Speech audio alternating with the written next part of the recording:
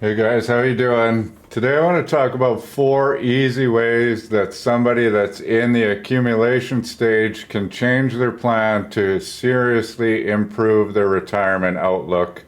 This is going to work really well. Two of the things that we're going to do are guaranteed going to help the situation, and the other two are going to allow us to use better assumptions and hope that they work.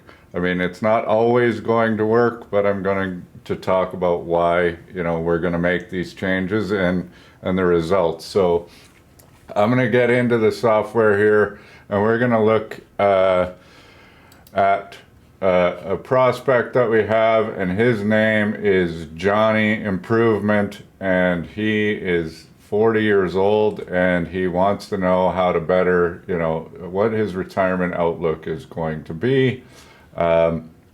Johnny is making $100,000 a year. He's 40 years old. He's single. He's going to be mortgage free by retirement. And basically all he's doing is he's got an RSP that he's been saving into quite well through his 30s, and he's built up $100,000 in there. And he's found a way to be able to contribute $12,000 per year into his RSP, or $1,000 a month. And that's basically his plan. And that's what he's doing. There's nothing else to it. And Johnny wants to see how that's going to look. So he's thinking that he might need $4,000 per month after tax and retirement in today's dollars to continue to live the same lifestyle, because now he's going to be mortgage free. And we're going to take a look and see, is Johnny doing enough? So it comes up and it looks like Johnny's doing all right. He's getting into, his late 80s, and then he starts coming into some lifestyle deficiencies around the age 87. He's run out of his RSP. Now he's just living off of CPP and OAS. We haven't done any retirement planning for Johnny. He's not there yet. Not too much point in being like, this is exactly what you're going to do in 25 years when pulling out of the RSP.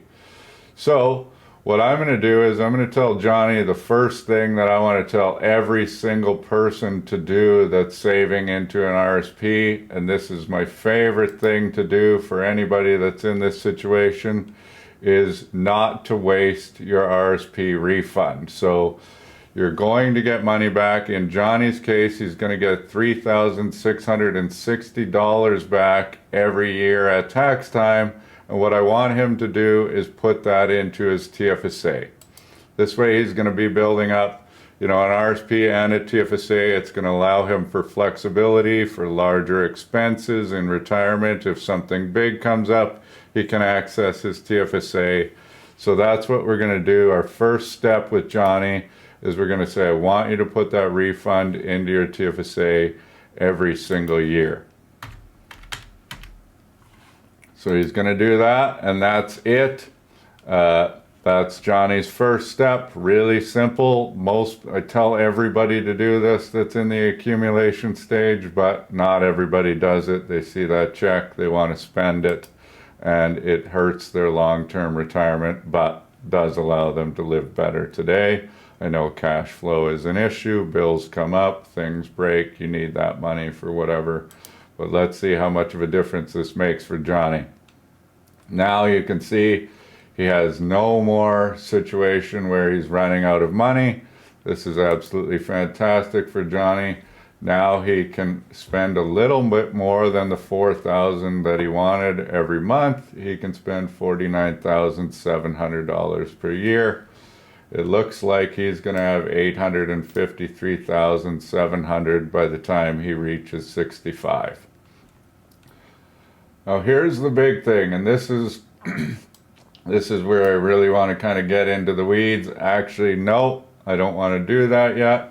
I want to talk about one more thing that Johnny Improvement can improve, and that is in the hopes that his income is actually going to go up with inflation. I don't want Johnny to let lifestyle creep come in. So what I want him to do is say, you know what? I'm going to increase my savings with inflation every year. So he was putting $1,000 a month into his RSP. Let's say he gets a 2.1% raise every year. Next year, I want him to put $1,021 per month into his RSP. And let's see how much of a difference this makes. So he was at 49,700. What does it change if he increases his savings with inflation?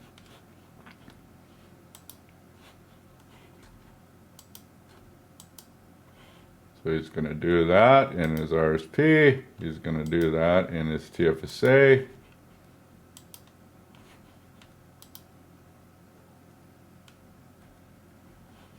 Looks a little bit better even. Went from 49,700 to $53,000 per year after tax, indexed to inflation. This is absolutely fantastic. Now it looks like Johnny is actually going to be a millionaire by the time that he hits retirement, so things are looking good for Johnny. Now you might see here that I have the portfolio rate of return at 3.5%, and you're like, Kent, what the hell is that? Who the hell wants to put in a projected rate of return of 3.5%? But the reason I do that is because I am going off of FP Canada's 2025 projection assumption guidelines that we are supposed to use in the industry. And so you can Google this, but we're going to look at page 20 on this report, and it's showing things like short-term cash. We want to put a 2.4% potential rate of return in there. For fixed income, 3.4%. Canadian and US equities are at 6.6%. International and developed markets, so that's Asia, Europe, places like that, at 6.9%. And emerging markets at 8%. Well, one of the things that you need to note is that all investment management fees paid by the clients must be subtracted from these to obtain the net return. So I built a handy little spreadsheet where I can plug these in based on your portfolio, and we can look at these things. And I'm not picking on Royal Bank in this case, but Johnny Improvement was working with Royal Bank, and when he filled out his profile questionnaire, he came up as a balanced investor. So he is in the RBC Select Balanced Portfolio. This is the biggest mutual fund in Canada, so a lot of people are going to be in this fund exactly. And what are people supposed to be showing as your projected rate of return if you're invested in this? I know that this fund has done a lot better than the projections are showing.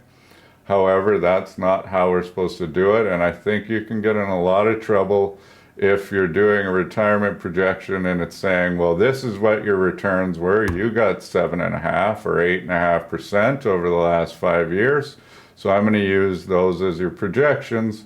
Well, this might backfire really bad for you if you do not get those rates of return. So we can look at this asset mix here, and he's got 35.1% in fixed income, plus there's a tiny little bit of real estate in there that I put in, so it's at 36.5. His Canadian equities are 15.2%, and so on and so forth. The projected rate of return on this portfolio before fees come into play is 5.46%. But if you look at the MER on the RBC Select Balance portfolio, it is 1.94%. So 5.46 minus the 1.94, he's got a projected rate of return of 3.5% that we're going to put into the software. One thing that I wish that I could explain to everybody that's young is, one, you want to reduce your fees, you don't want to be paying 2%, and you want to increase the risk, because you can see the projected rate of return for fixed income is 3.4%, while the equities are over 6.5%. Now, it's going to be more volatile if you go into a more growth-oriented portfolio. However, over time, basically every single time throughout history, the more you have in equities, the better your rate of return is going to be. So if you're young, you should, lean towards going into a more aggressive portfolio to improve your chances of having a higher rate of return. So on the next slide, I'm going to look at, Johnny wants to keep his money at RBC. He loves RBC. He likes his guy. That's great. Everything's going good. But he wants to switch to the RBC Select Aggressive Growth portfolio.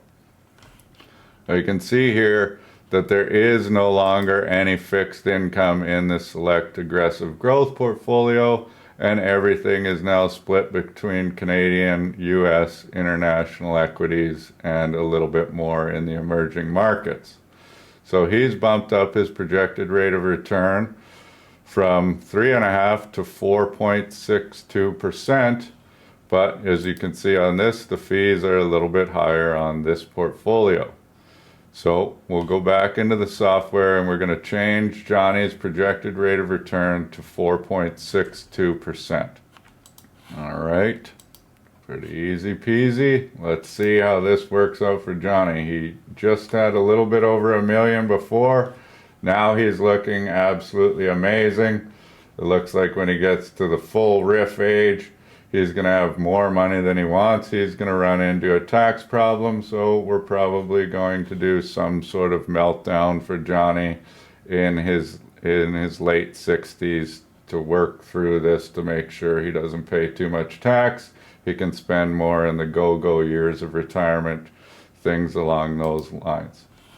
But now, Johnny went from $4,000 to potentially over $5,000 per month in after-tax income. He can retire 3 years earlier than he wants, and he's going to have $200,000 more just because he changed his portfolio and did things like that. So, what is next? And this is what I'm going to tell you. What is next is you want to reduce your fees. So if anybody comes to us, we're working mostly with Modern Advisor, where we're trying to do our best to reduce your fees as much as possible, but also keep the doors open. But in Johnny's case, you might just say, hey, Johnny, all you need to do is come for a one-time fee-for-service plan. We're going to give you this advice. You can go on your own and you can invest on your own. You don't need to be paying excess fees to anybody because you're just in an easy accumulation phase. Maybe check in every once in a while unless something absolutely major happens. Then you're going to need to get more advice along the way. So if we look at this aggressive growth portfolio with Modern Advisor, without any fees associated with it, with the same sort of breakdown of how the portfolio looks. Now the fixed income in here I've put in at 10.7 because that's the real estate investment they have in there. But now we can bump Johnny's projected rate of return up to 5.95% because he's working with a robo-advisor and he's paying, at a maximum of about 0.65 in fees. If you go completely on your own, build your own portfolio, buy your own ETFs, you can get your average MER below 0.2 fairly easy. As you can see here, the MER on these funds combined is 0.17. But Modern Advisor has a charge to build the portfolio, rebalance, have the website, all of these other things. So let's bump Johnny's investment up to 5.95% and see how well he's doing now.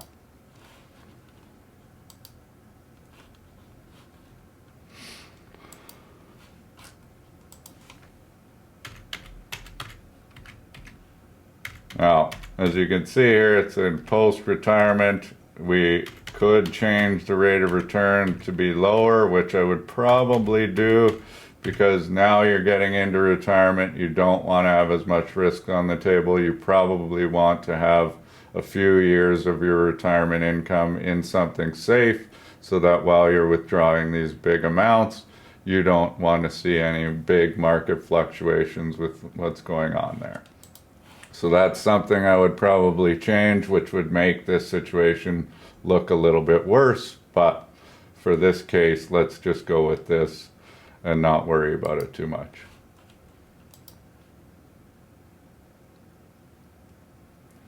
Now Johnny improvement is really improved. Look at this. It looks absolutely fantastic. Johnny's got tons of cash. He's going to be doing really well. This looks great.